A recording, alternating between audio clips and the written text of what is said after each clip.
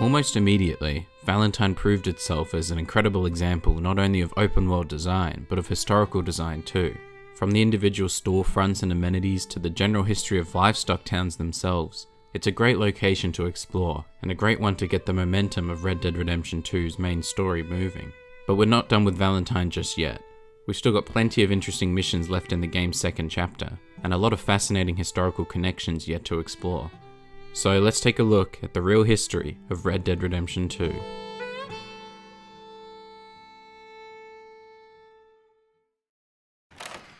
When Arthur meets up with Mary, she tells him that her husband died of pneumonia. Symptoms of pneumonia were first described by Greek physician Hippocrates around 460 BCE, and in the thousands of years that followed, it carried many different names and was often identified as a sickness. This wasn't corrected until 1875, when German pathologist Edwin Klebs identified it as its own infection, and not just a symptom of other diseases. Around this time, specifically the late 1800s and early 1900s, pneumonia was one of the leading causes of death. The first antibacterial agent used to treat pneumonia, sulfapyridine, was introduced in 1937, and successfully used to treat Winston Churchill's bacterial pneumonia in 1943, but was soon superseded by antibiotic penicillin. In this mission, Arthur tracks down Mary's brother Jamie, who has fallen in with the religious order known as the Chelonians. Elsewhere in the game, you can find the Chelonian Handbill, which reveals that the group's headquarters, Chelonia House, is based in Boston, Massachusetts. They're not the only one. After John Winthrop, one of the leading figures in the founding of the Massachusetts Bay Colony, invited Puritans to build a mythical city upon a hill, the area continually attracted seekers of utopia, of a perfect, desirable world. In the 19th century especially, several new religious movements were introduced to the United States, so the existence of one like Chelonia, apparently founded in the late 18th century, is entirely unsurprising. An interesting behaviour of the Chelonians is the shell of safety, a formation used when confronted with potential danger. This is likely inspired by the testudo formation, a type of shield wall which was commonly used by Roman legions during battles. Testudo is the Latin word for tortoise, and is also a genus of tortoise, while Chelone is the Greek word for turtle, and Chelonia is the order of the turtle family. Considering the Chelonians' obsession with turtles, this inspiration isn't too surprising. As Arthur rides Jamie back to Valentine, Jamie tells him that he likes apples, I guess. Apples? Yeah, I love apples. I don't think I need to go through the entire history of the fruit, but the journey to the United States is somewhat related to the history of the Chelonians. Pilgrims who settled in modern-day Massachusetts in 1620 brought young apple trees from England and planted seedling orchards throughout New England. The Massachusetts Bay Colony requested seeds and cuttings from England, which were brought over on subsequent voyages to Boston. Arthur suggests to Jamie that he go and work in an orchard due to his apparent love of apples. There are apparently 4 periods in the history of American orchards. The 17th and 18th centuries focused on planting for pleasure, followed by the development of fruit varieties until the 1880s. 1899, when the game is set, is in the 3rd period, which focused on commercialization, technology, and regionalism. It might not be so difficult for Jamie to work in an orchard after all.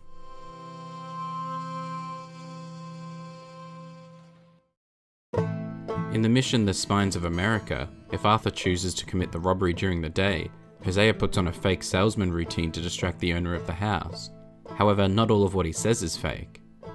You ever meet a Scot who didn't hobble in old age? But the English stand tall, sir. Gin! They drink gin. He isn't entirely wrong. Gin is thought to have originated in Italy, and after it made its way to England, its popularity rose significantly in the 1700s after the government allowed unlicensed production.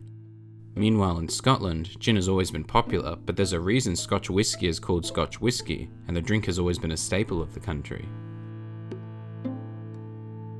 And what is gin made with? Junipers. And what does the juniper do? Creates movement in the spine. This one isn't entirely wrong either.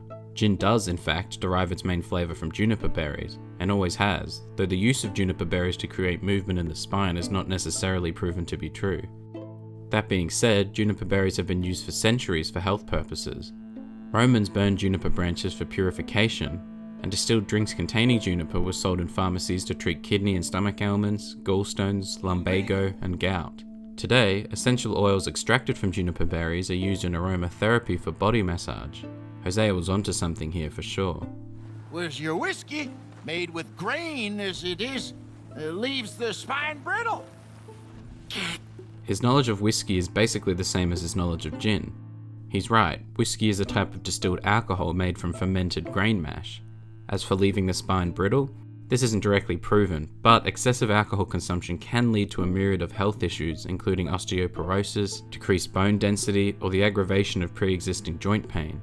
Regardless, Hosea wasn't exactly trying to be accurate here, so the truthfulness behind his statements is irrelevant, but interesting to look into nonetheless. Another mission in the second chapter, probably pretty late into the chapter on subsequent playthroughs, is Blessed Are the Meek.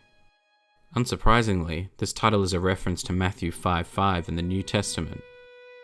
Blessed are the meek, for they shall inherit the earth. A meek person is one who is powerless or can endure suffering with patience. At the beginning of this mission, Micah is definitely powerless, but most certainly not able to endure suffering with patience. It's a shame we were too busy to rescue him earlier. If Arthur speaks to the sheriff in the Strawberry Jail, he gives a description of two of the men locked up downstairs. Now, one of them's an idiot, the other's some kind of dumb Mick, so maybe them's your boys. The term Mick, a derogatory term for a person of Irish birth or descent, dates back to the early 19th century, most notably in Britain and America. By the late 19th century, around the time the sheriff uses it here, it had spread pretty far across the English-speaking world. Still, not a very nice word to use, O'Driscoll or not. One of the ways that Arthur can break Micah out of his cell is by using a steam donkey. These were invented by John Dolbear in Eureka, California in August 1881. It's a steam-powered winch that was once widely used, primarily in logging to pull logs to specific locations, but also in mining for construction or lifting large loads. In logging specifically, the steam donkey was superseded by the diesel-powered tractor crawler in the early 20th century, while in mining it was abandoned in favour of cheaper and easier techniques such as hydraulic mining. At the end of the mission, with half of Strawberry dead and Arthur and Micah safe and sound, Micah gives Arthur a holster. My way of saying thank you. Holsters mounted on a belt began appearing in photographs around the 1840s, though these were usually primitive at best, often just slits in the belt that were just large enough for a pistol to slide through. The California gold rush in the 1850s saw the introduction of more modern holsters, and later in the century, shoulder and hip pocket holsters became more popular, as the West began to be tamed and discreetness became necessary.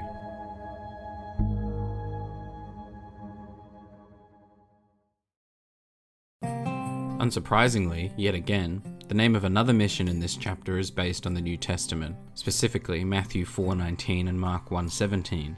The former says, Follow me, and I will make you fishers of men. Pretty early in this mission, Jack tells Arthur that he left a storybook back in Blackwater. This opens an item quest which eventually leads Arthur to a Penny Dreadfuls storybook. Penny Dreadfuls were cheap, popular serial literature produced in the United Kingdom during the 19th century. They were first published in the 1830s, released in weekly parts of 8 to 16 pages and costing 1 penny each. More than 1 million of the periodicals were sold each week. They've since been described as the Victorian equivalent of video games. The rise of competing literature in the 1890s, especially the halfpenny periodicals, led to the waning popularity of Penny Dreadfuls. However, these were basically exclusive to the United Kingdom. The American equivalent was the dime novel, popular fiction issued in series of cheap paper-bound books. So why this British phenomenon is in the United States, and specifically in the hands of Jack Marston, is beyond me. Pretty cool collectible in any case. Towards the end of the mission, Arthur and Jack are confronted by men from the Pinkerton Detective Agency. As you likely know, this was a real detective agency. It was founded in Chicago, Illinois in the 1850s by Alan Pinkerton. In the 1870s, the agency worked directly with the government to detect and prosecute those guilty of violating federal law. However, the passing of the Anti-Pinkerton Act in 1893 barred the employment of the agency by any government service or officer. As a result, Pinkerton detectives were limited to private employment, and they were well known for their work infiltrating unions and providing protection for workers' strikes. And of course, after Butch Cassidy and the Wild Bunch robbed a Union Pacific Railroad train, Executive E.H. Harriman hired the Pinkerton Detective Agency to track them down. Considering the Vanderlyn gang's recent robbery of a Cornwall train, it would appear that owner Leviticus Cornwall may have had the same idea. Regarding these two specific Pinkerton agents, their appearance is pretty similar, from their hats to their coats and even their badges. Rockstar has clearly done its research, so much so that Securitas AB, the parent company of the modern-day Pinkerton agency, issued a cease and desist to Rockstar and Take-Two Interactive based on the depiction of the company in the game. It withdrew its claims some months later.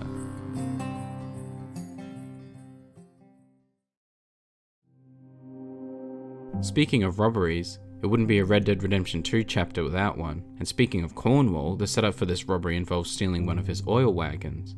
In addition to E.H. Harriman, Cornwall also appears to be an amalgamation of several businessmen, including industrialist Andrew Carnegie, railway owner Leland Stanford, railroad and shipping businessman Cornelius Vanderbilt, and business magnate John D. Rockefeller. This specific endeavour of Cornwall's, Cornwall Kerosene and Tar, appears most similar to Rockefeller and his Standard Oil Company. Both companies appear to have similar trajectories. Rockefeller co-founded his company in 1870 and ran it as chairman until his retirement in 1897. It was dissolved in 1911 and split into 34 different companies. Several of these companies, and their own successors, still exist today. Before the robbery actually begins, Arthur and Sean partake in their usual bickering. You are threatened by me. Threatened by you. And my youthful vigor. It intimidates you. Does it? It's a story as old as the hills. This is an interesting phrase, thought to have originated from the Bible verse Job 15:7. Art thou the first man that was born, or wast thou brought forth before the hills? In the more verbatim usage, it first appears in print in the 1730s. As vales as old as the hills, so locks and rivers must be as old as they. The changing of the guard, the fading of the light. You're toast, old man. This one is a little more interesting. The earliest recorded usage of this phrasing is incredibly recent, 1984, as an ad-lib by Bill Murray in Ghostbusters. This chick is toast! Of course, being the first recorded usage doesn't mean it was the first ever usage, and there's anecdotal evidence that it was heavily in use for at least a decade before the film's release, but nothing that dates it as far back as 1899. A few quick things before we get to the actual robbery. In the mail car, you can spot a tennis racket on one of the shelves. Tennis rackets came into use in the 16th century, alongside the name tennis, but the modern game was developed in the mid-19th century in Birmingham, England. In 1872, the world's first tennis club was founded, and the following year, Welsh inventor Walter Clopton Wingfield designed and patented a lawn version of tennis. Wingfield is often given credit for developing and popularizing the modern version of tennis. The racket itself, from what we can see, is pretty accurate to those made around the 19th century too. As for the mail car itself, the world's first official carriage of mail by rail was by the General Post Office in the United Kingdom in November 1830. In the United States, the first shipment of mail by train probably occurred in 1831 on the South Carolina Railroad. In 1838, Congress officially designated all railroads as official postal routes, and in 1862, the first railway post office was introduced, using converted baggage cars. By the 1880s, railway post office routes were operating on the vast majority of passenger trains in the country. Notably, and accurately, the foreman in charge was required to carry a regulation pistol while on duty to discourage mail theft. Unfortunately for Sean. Fans of cinema might recognize some of the shots from the train robbery. This isn't by accident. Rockstar has been very open about its love for the 2007 film, The Assassination of Jesse James by the coward Robert Ford. But the inspiration here doesn't just end with the shots. The train robbery seems pretty closely inspired by the Blue Cut train robbery, depicted pretty early in the film and based on a real train robbery committed by Jesse and Frank James in September 1881. Blue Cut, where the real robbery took place, was a 30-mile curve on the train tracks that forced the trains to slow down, a perfect place for the James Younger gang to safely bring it to a stop.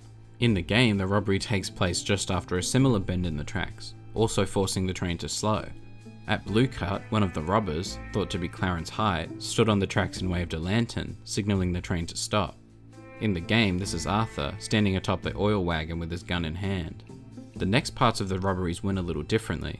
Jesse James and Wood Hyde introduced themselves to the engineer and ordered him to call back to the express messenger, who opened the safe. When he saw such a small amount of money inside the safe, one of the robbers, probably Charlie Ford, hit the messenger over the head with his pistol. In the game, the gang don't wait this long for violence. As soon as the train stops, Charles knocks out the engineer, while Sean knocks out one of the guards. Jesse James ordered the gang to rob the passengers, reportedly boasting his identity to those on board without a mask on his face. John and Arthur, on the other hand, keep their identities pretty close to the chest while they rob the passengers.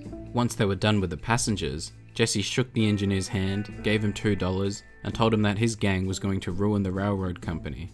In the game, meanwhile, once he's done with the passengers, Arthur joins Sean in robbing the mail car, but they are ambushed by lawmen and forced to fight back. Jesse James and gang jumped off the train and vanished, and it was the final robbery ever committed by the James brothers, while Arthur and gang jumped off the train and fled from the law, though it certainly wouldn't be the last robbery they'd ever commit. The final take at Blue Cut was around $1,000, with some reports as high as $3,000, while in the game, the gang make away with around $1,500 in total.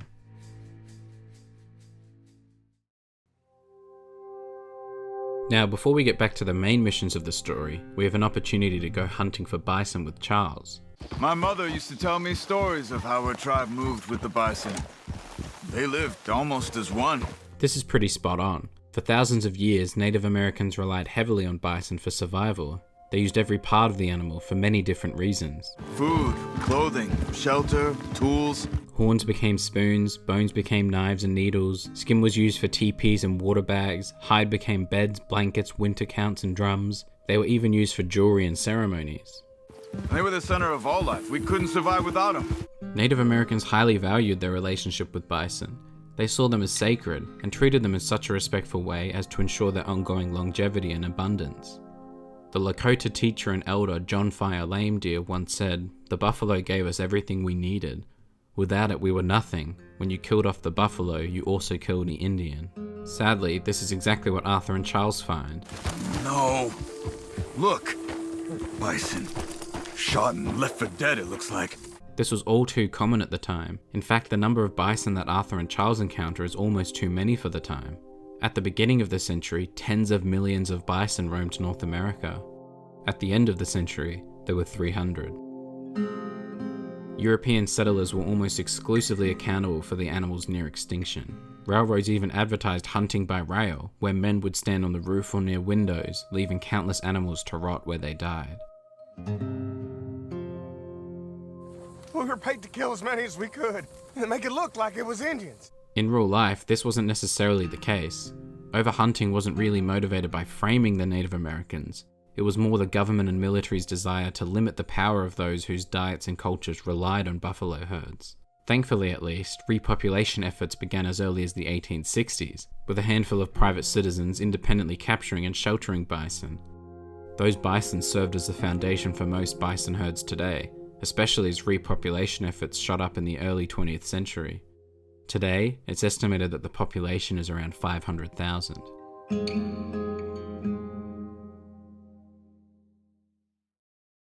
The next mission that you can do for Micah can actually be saved until pretty far into Chapter 3, and I recommend doing so for several reasons, but it can become available pretty early in Chapter 2, so let's take a look at it.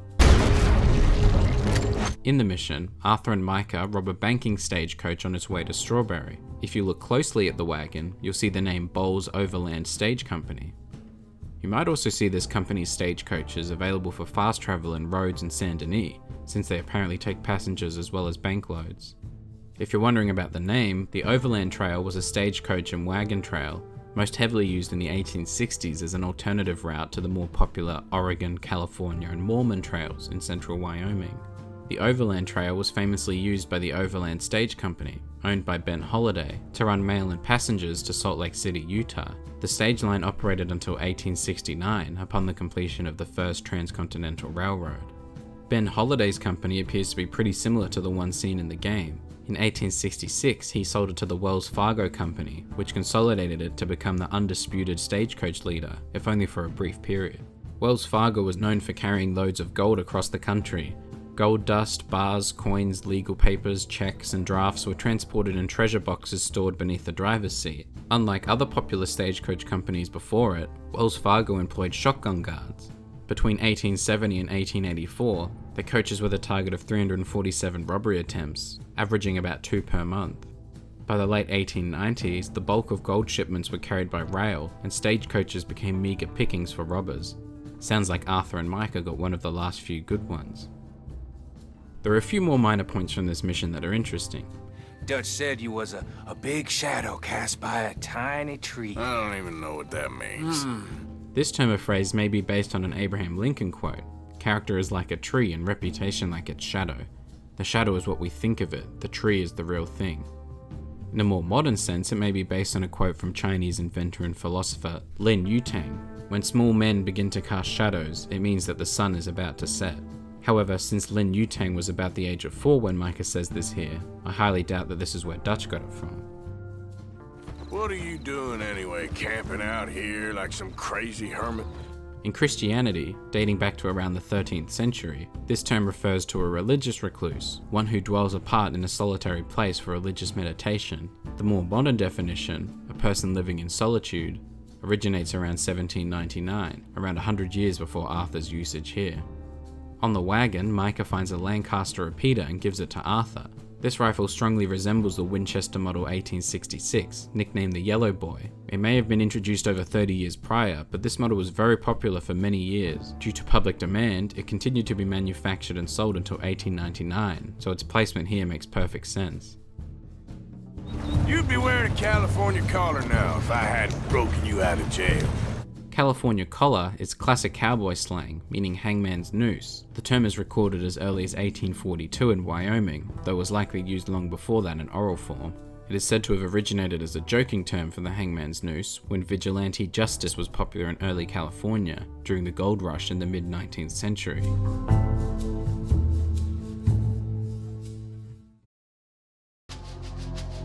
One of the last missions of chapter 2 is called the sheep and the goats. Yet another Bible reference.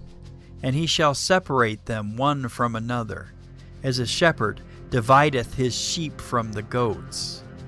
In the first half of this mission, John and Arthur round up a stolen herd of sheep and move them towards Valentine.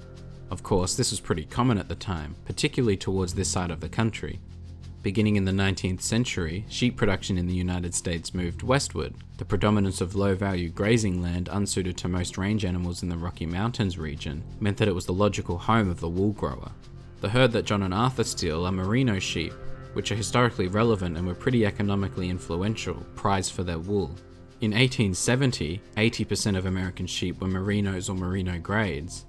In 1900, the merinos and the English breeds were about equally important. Merinos largely predominated the wool-growing regions of the far west, while English breeds predominated the farming states east of the Rockies. The decline in the number of sheep in the middle and central west around the late 19th century was largely a decline in merinos as a wool breed. Mutton types were the majority, with wool only a secondary consideration. Of course, it wouldn't be a proper mission if it didn't have some historical words and phrases, and this one's got a few. Put a shot in near them. I reckon they'll hightail it. This one is said to have originated around 1890, so if that's true, then it's fairly recent. It's easy enough to assume by context, but it means to move quickly.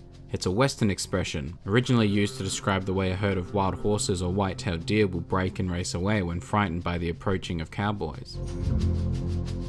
You know what? Marston, why don't you leave the sheep to me? You ride Shank. The more common phrase to use is to ride Shank's mare, meaning to walk or to use one's own legs, as the shank is the part of the leg below the knee. In this context, Arthur is essentially telling John to take it easy, to move at his own pace and keep an eye out for any trouble. This phrase seems to first appear in text around 1948, where it is said to have been used for about 200 years, so it's been around for quite some time before Arthur uses it here. Well, you start spinning a yarn.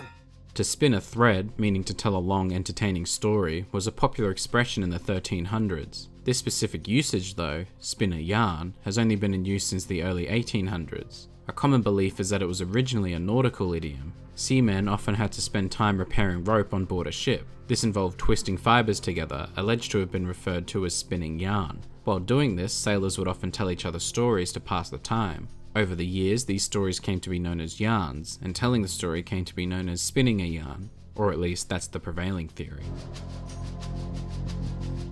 You want me to put another hole in your head? Folks swing for rustling livestock. There's evidence of the word rustle being used in this manner in 1882, though it was likely used much earlier. It's probably derived from earlier American English slang, meaning to move about vigorously. Some suggest that it may be a combination of rush and hustle. What he's actually saying is pretty accurate too. Livestock rustling was considered a serious offense in the American frontier, and often resulted in vigilantes hanging or shooting thieves.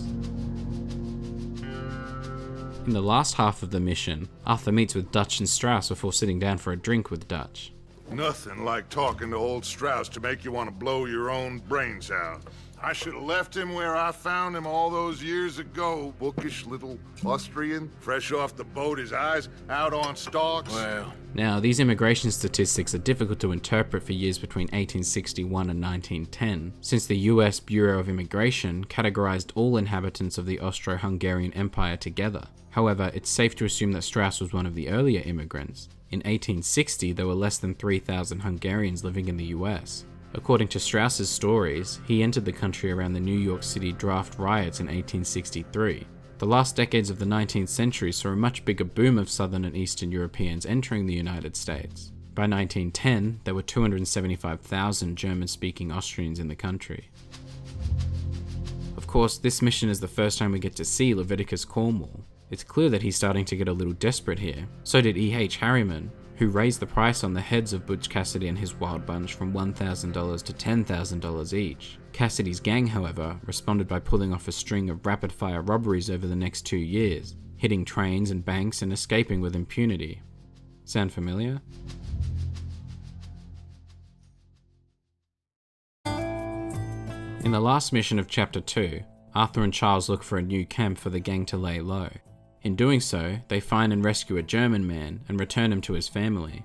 His placement here is entirely unsurprising. The largest flow of German immigration to the United States occurred between 1820 and the First World War, with 6 million Germans entering the country in this time. If you understand German, or read the subtitles, you find out that the man says that his family owns a gold mining business, but he doesn't say where. Germany has gold, but the age of commercial gold mines in the country appeared to end around the 17th century, so it's more likely that this business is in the United States. This is completely unsurprising. Gold has been mined in the United States since at least 1799, and large-scale production began with the California Gold Rush in 1848, so it's certainly not unfathomable for this man's family to own a business in the gold mining industry at this time.